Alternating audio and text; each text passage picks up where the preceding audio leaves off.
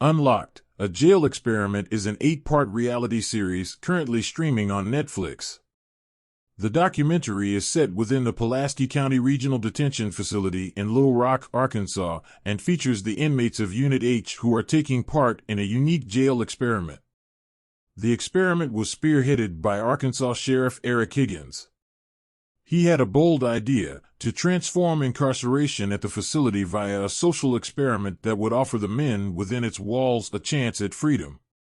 Of course, he didn't open the entrance to the facility to let them out into the world. Many of the men featured in the program had committed violent crimes, so were in jail for the long term. However, Higgins wanted to make the facility safer by creating a community-oriented living environment. His first step in doing so was allowing the prisoners to roam freely around the unit. This was in stark contrast to what their lives used to be like in the facility, where they were locked up for 23 hours a day in their cells. Not only did Higgins allow more freedom of movement, but he also decided to remove the deputies and let the detainees supervise themselves. This was a bold move on his part, as there was friction between some of the inmates. Would his decision to open the cell doors lead to a full-scale riot? Would chaos rule? Or would the men learn to live peaceably together and, in the process, be discouraged from committing future crimes?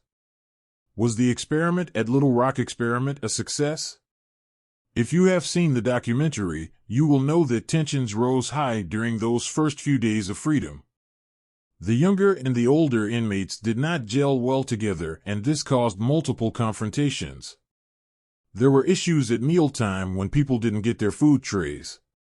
A simple game of dominoes almost erupted into a game with more serious consequences. And one inmate, perhaps because he was fearful for his life, crafted a shank so he could defend himself from anybody who came at him. However, over time, as Higgins introduced more perks for the men, things began to settle. This isn't to say there was no heated arguments, but the place didn't erupt into all-out mayhem.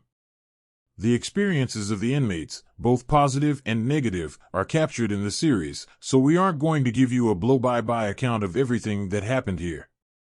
But ultimately, the experiment confirmed Higgins's hypothesis that the men could benefit from having more freedom allowed to them.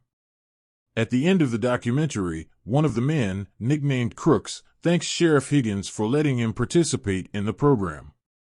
He, like several other men featured in the doc, was later released from the facility and made improvements to his life, including taking part in a detox program. He also took the time to share his experiences with those younger than him so they could learn from his mistakes.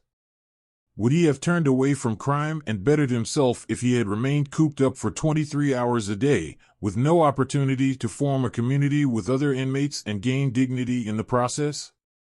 Perhaps not. His is just one example, but other former inmates also share their thoughts on what Higgins did.